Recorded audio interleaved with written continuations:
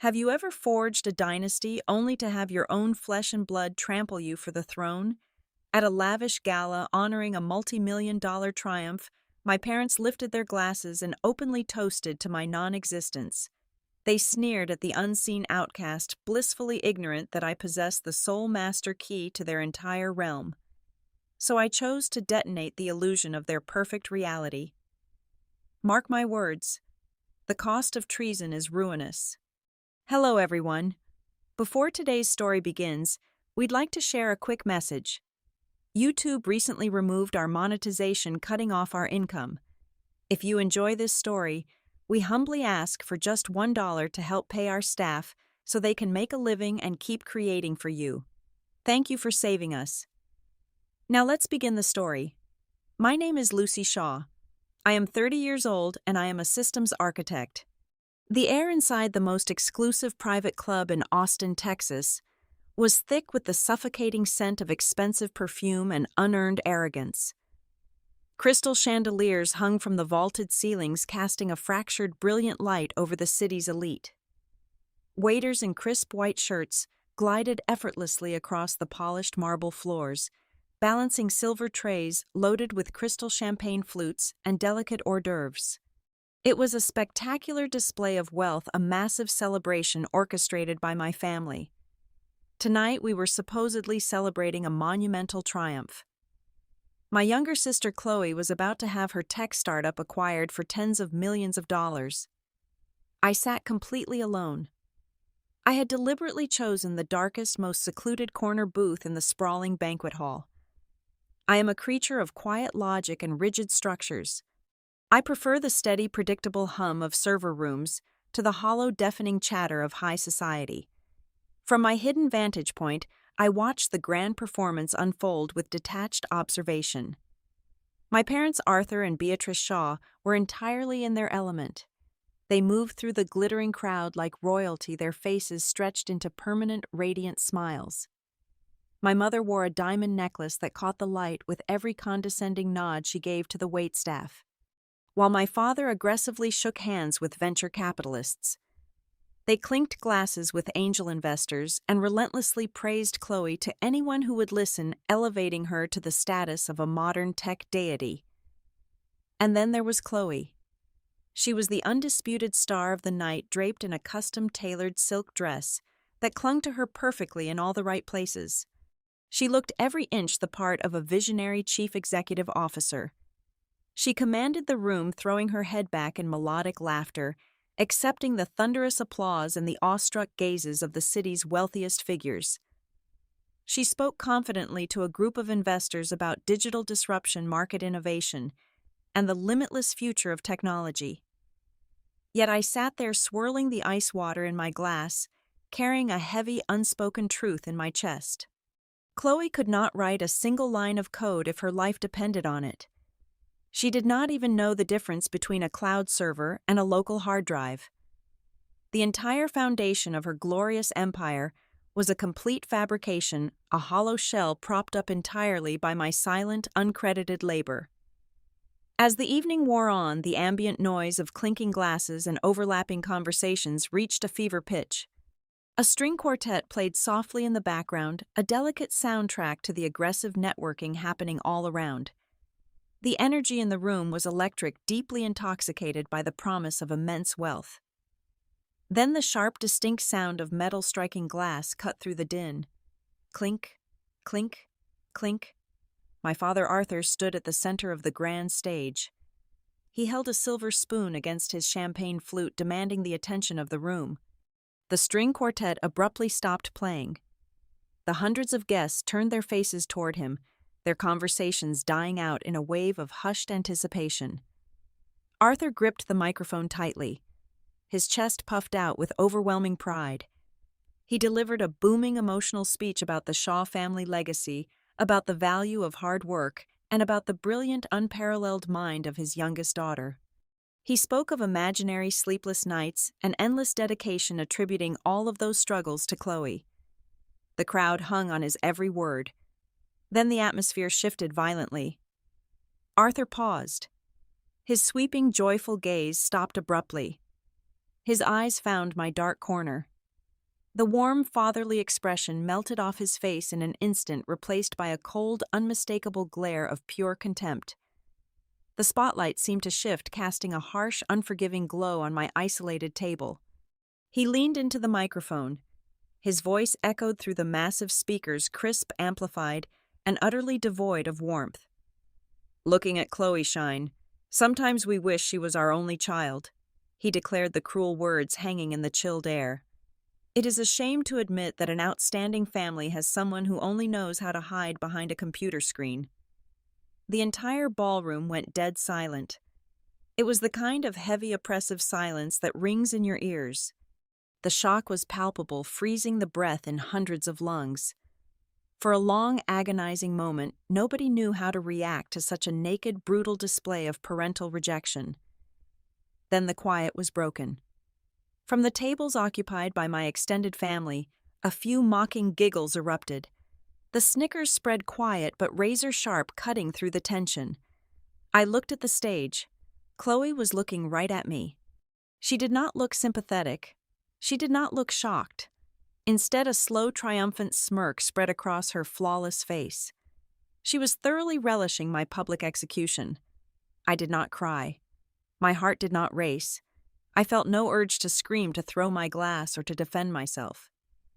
Over the years, their relentless emotional abuse had hardened my resolve into something impenetrable and cold. I calmly placed my glass of water down on the polished mahogany table. The ice cubes shifted with a soft sound. In the terrifyingly quiet room, every single movement felt magnified. I stood up slowly. I adjusted the lapels of my tailored suit jacket, meticulously buttoning the center button. I kept my posture completely straight, my chin held high, and my expression entirely blank. I refused to offer them the satisfaction of my pain. With deliberate, measured steps, I walked out of the shadows. I crossed the massive ballroom floor, walking straight past the staring eyes and the whispering mouths. I did not look back at the stage.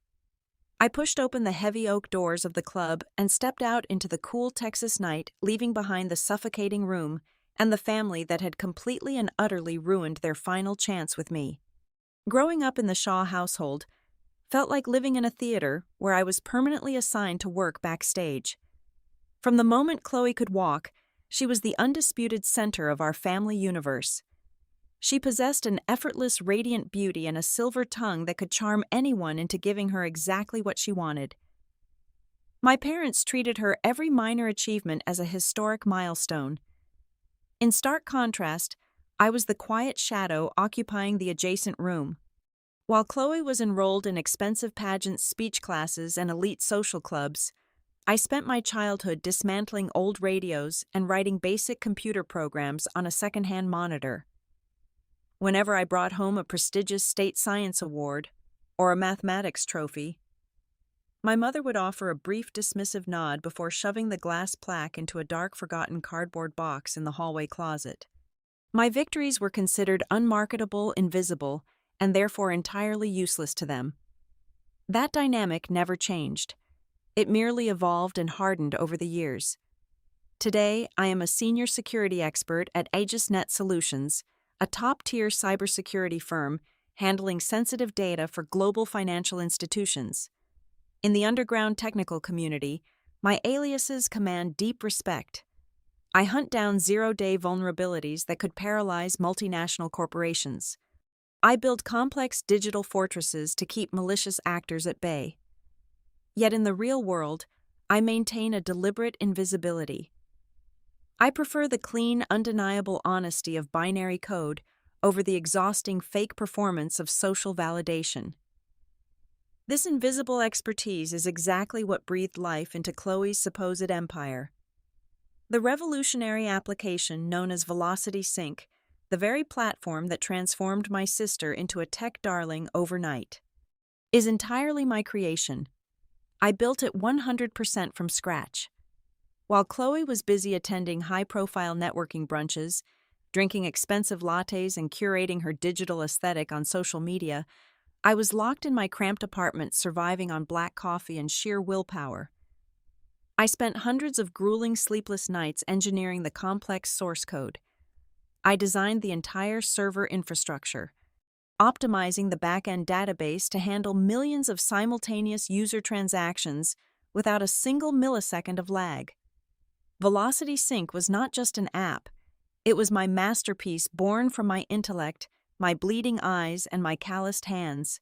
But society rarely rewards the hidden architect when there is a charismatic salesperson standing brightly in front of the building. To fund the illusion of Chloe's tech genius, my parents made a terrifying, reckless financial gamble. They remortgaged their 4-bedroom home and completely liquidated their entire retirement fund, emptying accounts they had built over 30 years. They poured every single cent into an aggressive public relations campaign. They hired elite marketing firms to write fake backstories, plastering Chloe's face across industry magazines and digital billboards as the self-taught female pioneer of the decade. When I requested basic compensation for my grueling labor, or even a tiny fraction of the budget to hire assistant developers to ease my workload, I was met with aggressive emotional blackmail. My father would corner me in the kitchen, his voice dripping with manipulated disappointment and manufactured grief. "We are a family, Lucy. Blood is thicker than water," he would say, staring me down with cold, calculating eyes. "Your sister has the face and the charisma to sell this vision. You have the technical skills. We all have our designated roles to play. You cannot be greedy and selfish when we are putting our entire livelihood on the line for her future. You must do this for the family. We are counting on you." Under the heavy, suffocating guise of family duty, I was forced to work entirely for free. I became their silent, indentured servant bound by the toxic chains of biological relation. They genuinely believed I was simply a mindless drone easily controlled by the guilt they constantly fed me. However, they severely underestimated my foresight. I may have been quiet, but I was never stupid. Before I handed over the compiled software and the master administrative access, I drafted a comprehensive, ironclad legal document. It was a strict software licensing agreement. Every single core algorithm, every proprietary encryption method, and the foundational architecture that gave Velocity Sync its actual multi-million-dollar market value remained firmly under my personal copyright.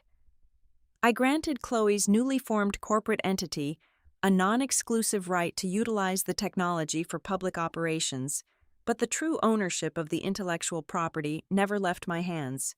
When I presented the thick stack of papers to them at our dining room table, they were too intoxicated by the scent of impending wealth to pay attention. Chloe scoffed at the dense legal jargon, rolling her eyes as she quickly flipped to the final page. She scribbled her signature without reading a single paragraph, too eager to get back to her luxury shopping sprees. My parents clapped and cheered, completely oblivious to the fact that they had just built a massive gleaming castle on land they did not own. They were blindingly arrogant, assuming my absolute compliance was a permanent, unbreakable guarantee. For a very long time, I harbored a quiet, desperate hope. Deep down, the neglected child inside me genuinely believed that if I pushed myself to the absolute brink of physical and mental exhaustion, if I delivered them the staggering success they so desperately craved, the blinders would finally fall from their eyes. I thought that once they held the wealth, the fame, and the prestige in their hands, they would look past Chloe's glittering facade and finally recognize my worth. I thought they would finally acknowledge my genius and, most importantly, love me.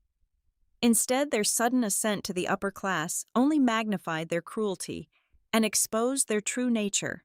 They did not see a devoted daughter who had sacrificed her own youth and peace of mind to elevate them from mediocrity. They saw a highly efficient, cost-free tool. I was merely a disposable battery powering their luxury vehicle. The moment the car started moving on its own, accelerating toward the finish line, they felt absolutely no remorse about discarding the battery into the dirt. They demanded my labor, claimed my life's work as their own, and offered me nothing but disdain in return. They thought I was a stepping stone. They did not realize I was the entire foundation, and I could pull the ground out from under them whenever I chose. Just 72 hours before that opulent celebration at the private club, I had driven out to the sprawling, hyper-modern mansion Chloe was renting in the Westlake Hills. It was a massive structure of glass and steel, an architectural monstrosity paid for by the suffocating debt my parents had recklessly taken on to maintain her illusion of grandeur. I walked into the cavernous living room clutching a heavy leather-bound folder. Inside the house, empty champagne bottles were already cluttering the Italian marble countertops. My family was celebrating, prematurely intoxicated by a victory they had not yet secured. Earlier that morning, the industry giant Titan Dynamics had officially issued a letter of intent. They were offering $40 million to acquire Velocity Sync outright.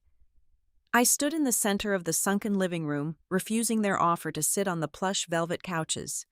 Chloe was lounging by the infinity pool, scrolling through her social media feeds, while my parents were frantically calculating their imaginary future wealth on a tablet. I cleared my throat, forcing them to look up. I placed the thick folder down on the glass coffee table with a heavy, deliberate thud. I explained to them as calmly and professionally as I could that an acquisition by a titan of that size was not a simple handshake over a friendly lunch. I warned them about the impending due diligence phase. I detailed how Titan Dynamics was not a group of naive angel investors, but a ruthless, publicly traded conglomerate. I told them the buyer would deploy armies of forensic accountants and elite technical auditors to dissect every single kilobyte of the company. I warned them that within the first 48 hours of deep-level code review, the auditors would trace the copyright metadata and the encrypted server licenses straight back to my personal credentials. They would instantly realize that Chloe's corporate entity did not legally own the core technology it was attempting to sell. I explicitly laid out the consequences. I told them it would be flagged as a catastrophic legal liability. The deal would not just die on the table, it would actively expose all three of them to massive federal fraud charges. I was not there to sabotage their dreams. I was there to throw them a critical lifeline before they drowned in their own incompetence. I opened the folder, revealing a newly drafted intellectual property transfer agreement. I told them we needed to immediately legitimize the ownership before Titan Dynamics began their invasive audits. I made a simple, extremely generous demand. In exchange for signing over the absolute irrevocable rights of the entire algorithm and the back-end infrastructure directly to Chloe's company, I wanted a 15% legal share of the acquisition payout. 15%. I was the sole creator of a platform about to sell for $40 million. I was offering them 85% of my own sweat, blood, and intellectual labor for absolutely nothing.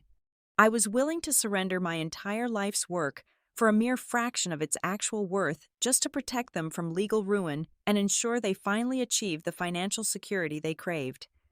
It was a mathematical gift, a final act of grace from a daughter who was desperate for a single ounce of mutual respect. The reaction was explosive. My father sprang up from his chair, his face flushing a dangerous, volatile shade of crimson. He pointed a trembling finger inches from my face. He did not see a daughter trying to save him from federal prison. He saw a threat to his unearned jackpot. "You are trying to extort your own family," Arthur roared, the veins in his neck bulging against his expensive silk collar. "We fed you, we housed you, and now that your sister is finally succeeding, you swoop in here trying to hold us hostage over some meaningless technical paperwork. You disgust me." Right on cue, my mother initiated her theatrical performance. Beatrice buried her face in her hands, producing loud, dramatic sobs without shedding a single genuine tear. "Why must you always ruin everything, Lucy?" she wailed, peeking through her fingers to check if I was reacting to her guilt trip. "You have always been so bitterly jealous of Chloe. You cannot stand to see her in the spotlight.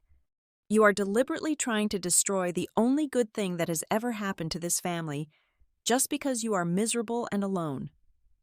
I stood completely still, absorbing the toxic barrage of their projection. I looked over at Chloe. She had walked in from the patio, completely unbothered by the screaming. She picked up my meticulously prepared legal file. She did not even open the cover. She actually believed that software architecture was just a matter of changing a few fonts and renaming a digital folder. Her arrogance was only matched by her profound, staggering stupidity. With a patronizing sigh, she dropped the entire folder into the stainless steel trash can next to the wet bar. "Relax, Mom," Chloe said, flashing me a look of pure, unadulterated disdain. "My lawyers are the best in the state. They know how to restructure a few lines of code to bypass any ridiculous legal loopholes. We do not need her permission to sell my company." Chloe stepped closer to me, her expensive perfume masking the stench of her overwhelming ignorance. "Take your little folder and go back to your dark cubicle, Lucy," she whispered, her voice dripping with venomous mockery. "Keep being a nameless, invisible office rat. Let the real adults handle the multi-million-dollar business." That exact moment was the final defining fracture. As I looked at the three of them, my father shaking with greedy rage, my mother weaponizing fake tears, and my sister arrogantly discarding the very shield that could have saved her, the last remaining ember of my familial loyalty extinguished forever, I felt a profound, chilling clarity wash over my mind. I realized that trying to save them was an insult to my own intelligence. They were not victims of circumstance. They were willing, malicious parasites. They wanted to jump out of an airplane without a parachute, completely convinced they could simply demand gravity to stop pulling them down. I realized it was no longer my responsibility to catch them. I did not argue. I did not raise my voice to defend my 15%. I simply turned around and walked out of the glass mansion, leaving the discarded agreement resting at the bottom of their garbage bin. As I started my car and drove away from the hills, a new icy resolve crystallized in my chest. I would not warn them again. Instead, I would RSVP to their grand celebration at the private club.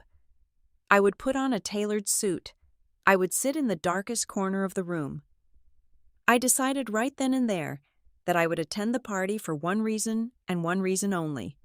I wanted a front row seat to watch the curtain fall on their pathetic play, knowing exactly who was going to turn off the stage lights. The heavy oak doors of the private club closed shut behind me, completely cutting off the sound of my family's manufactured triumph. The cool Texas night air hit my face, crisp and sobering. I walked toward my car, my footsteps echoing rhythmically against the concrete pavement.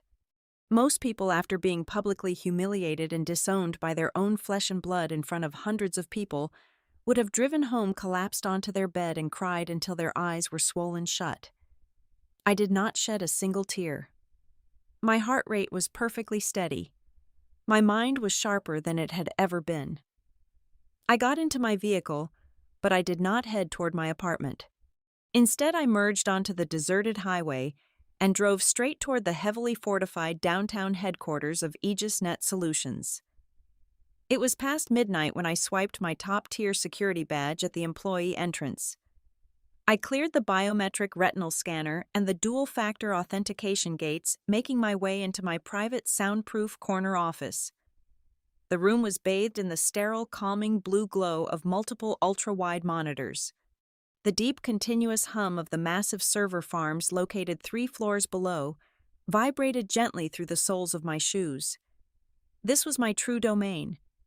Here I was not the invisible sister or the ungrateful daughter. I was the architect, the sovereign ruler of a digital kingdom. I sat down in my ergonomic leather chair and cracked my knuckles. I woke up the central administrative console. My fingers flew across the mechanical keyboard with practiced precision, bypassing the standard commercial firewalls and diving straight into the encrypted back-end infrastructure of Velocity Sync. I opened the master digital licensing directory. I pulled up the exact terms of service agreement that Chloe had signed without reading the one currently gathering dust in the bottom of her stainless steel trash can. I navigated to Section 4, Paragraph 2. The strict intellectual property clause. It clearly stated that any attempt by the licensee to negotiate the sale transfer or redistribution of the core proprietary algorithms without the explicit documented consent of the sole copyright holder would result in immediate, irrevocable termination of the software lease. By formally entering into a letter of intent with Titan Dynamics to sell my technology, Chloe had legally breached the contract. She had handed me the exact weapon I needed, fully loaded and ready to fire. I initiated the breach protocol. The terminal prompted me for my master override credentials. I typed my password and hit the enter key. A red confirmation box appeared on the center screen awaiting my final command. I executed the digital demolition with exactly 3 precise clicks of my mouse. Click 1. I completely revoked all application programming interface access tokens. Instantly, the digital bridges connecting the mobile applications on millions of smartphones to the main servers were severed. Click 2. I initiated a hard freeze on the entire cloud database cluster. Every single gigabyte of user data transaction history and operational memory was locked behind military-grade encryption that only I possessed the key to open. Click 3. The final fatal blow. I permanently disabled the core source code. I watched the command line interface cascade with thousands of lines of text as the heart, lungs, and brain of Velocity Sync were systematically shut down. I effectively reduced an application valued at $40 million to a completely useless empty digital shell. The execution was flawless, but my work was not entirely finished. I needed to ensure the blast radius reached the buyer before any money changed hands. I opened my encrypted corporate email client and drafted a high-priority, legally binding message addressed directly to the Director of Acquisitions at Titan Dynamics. I did not use flowery language or emotional appeals. I kept it entirely factual, cold, and legally devastating. I attached the certified cryptographic hashes proving my absolute sole ownership of the software architecture. I attached the original signed licensing agreement alongside the system logs, proving Chloe had zero administrative access or development history.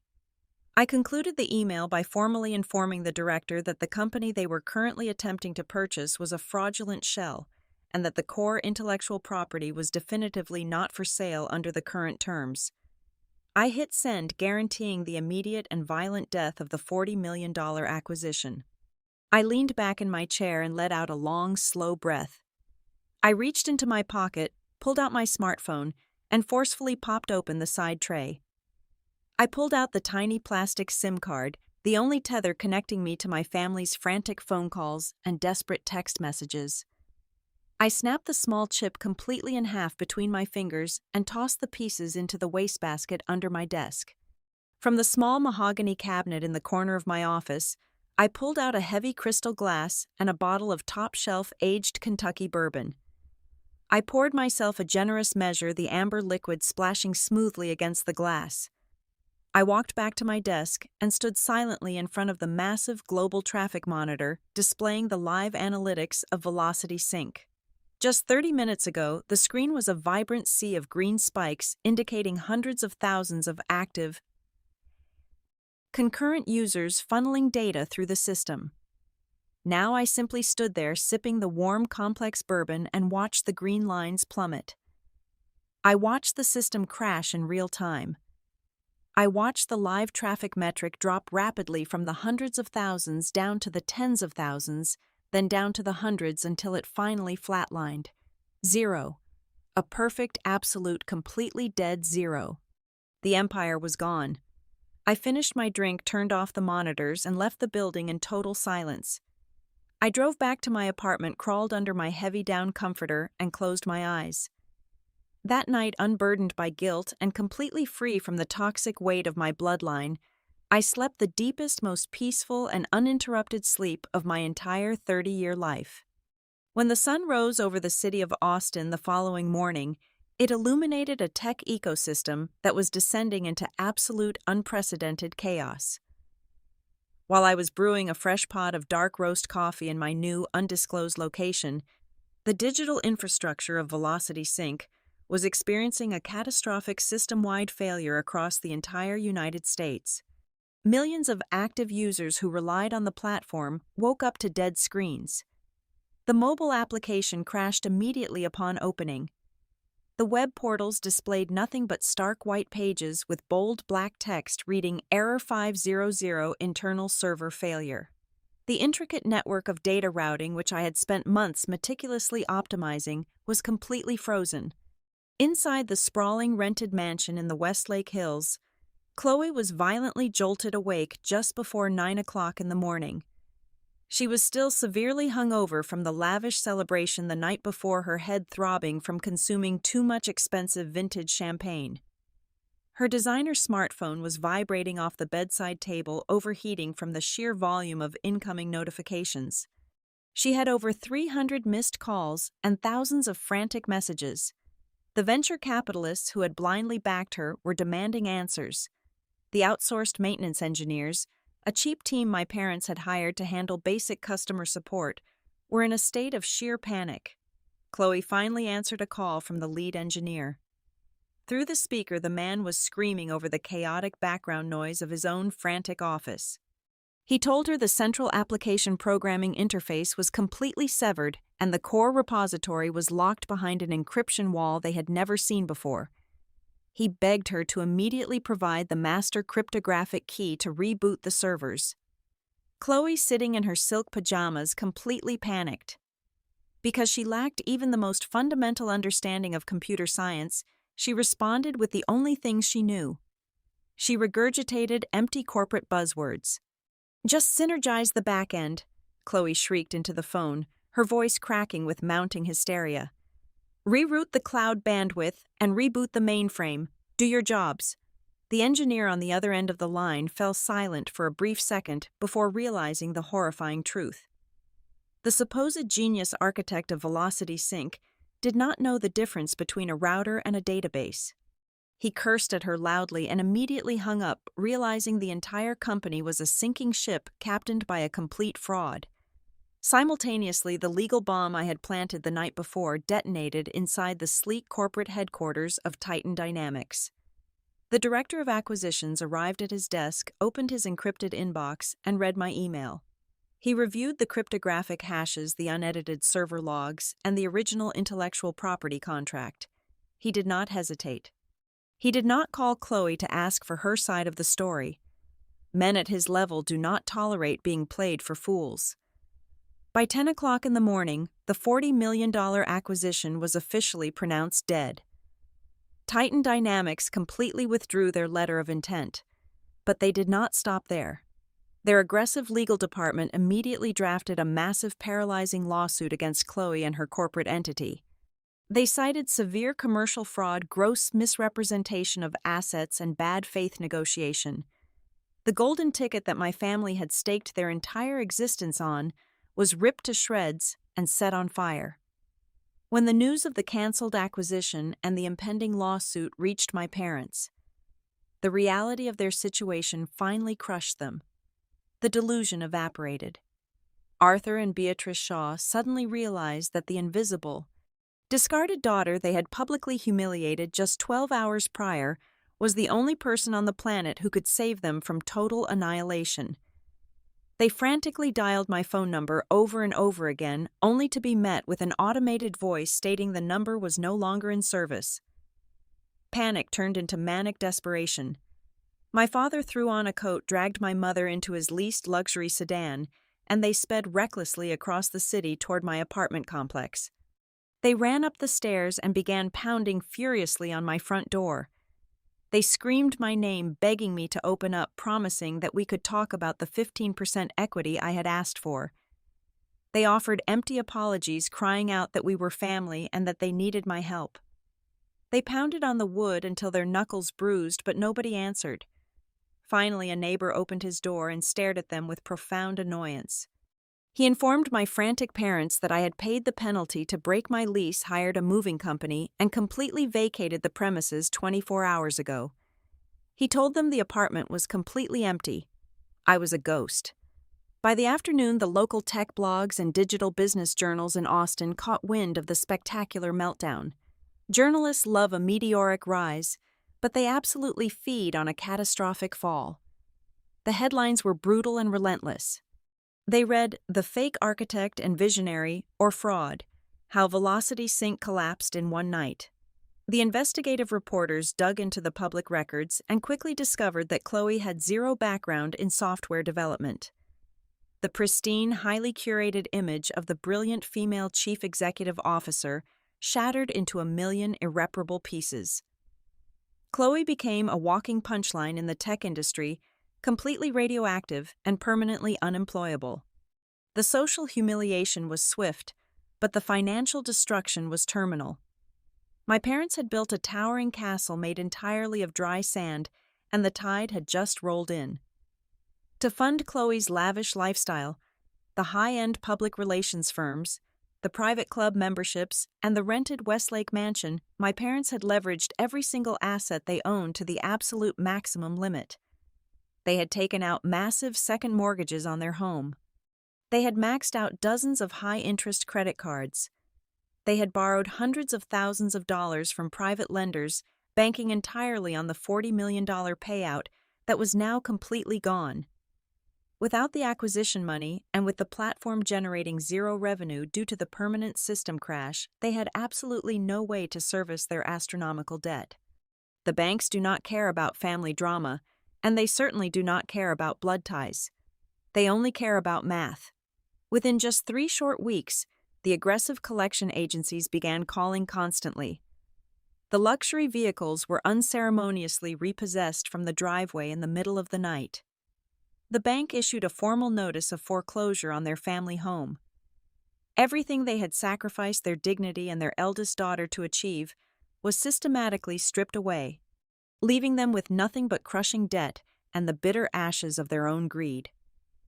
Exactly 30 days after the spectacular collapse of their imaginary empire, the Shaw family faced the ultimate humiliation of the real world. I was not there to witness it in person, but my newly retained private security team provided me with a highly detailed final report. My parents and my sister were standing in the driveway of their foreclosed home. The luxury sedans were completely gone. In their place sat a rusted rented moving truck. They were physically loading their remaining personal belongings into cheap cardboard boxes, sealing them with brown packing tape.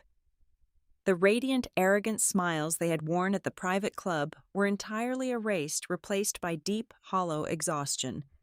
As they struggled to lift a heavy box of kitchenware, a sleek delivery van pulled up to the curb. A courier stepped out, holding a thick Priority Express envelope requiring a direct signature. Arthur signed for it with trembling hands. He tore open the heavy paper, desperately hoping it was a grace period notice from the bank or a miracle check from a distant relative. Instead, he pulled out a stack of crisp, professionally printed documents.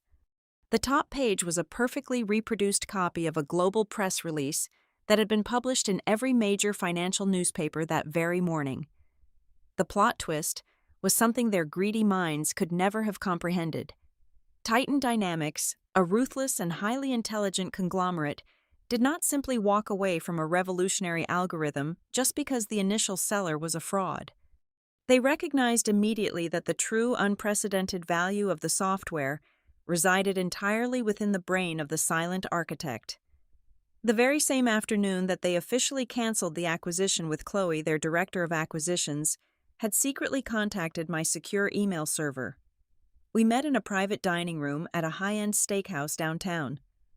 There were no fake tears, no emotional manipulations, and no grand speeches about family duty. There was only a mutual, profound respect for technical genius and an undeniable understanding of market value. Arthur's eyes scanned the bold ink of the press release, his face draining of all remaining color as the crushing reality set in. Titan Dynamics is proud to announce the successful direct acquisition of next-generation data synchronization technology from a newly established private security firm, the document read. We are thrilled to welcome the founder and sole proprietor of this firm, Lucy Shaw, to our executive board. The financial details were listed in the second paragraph, printed in undeniable black and white. Titan Dynamics had completely bypassed Chloe and my parents legally purchasing the exclusive intellectual property directly from my new company for a staggering sum of $50 million.